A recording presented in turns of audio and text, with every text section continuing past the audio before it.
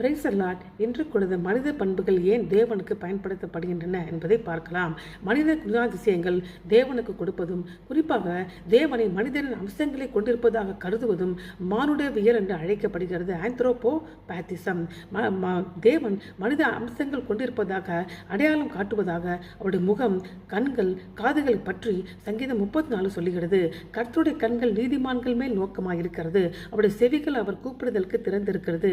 தீமை செய்களுக்கு பேரு பூமி நிராமல் அற்றுப்போக பண்ண கர்த்தருடைய முகம் அவளுக்கு விரோதமாக இருக்கிறது. இந்த வாக்குறுதி பேதுருடைய வாழ்க்கை நடக்கிறது.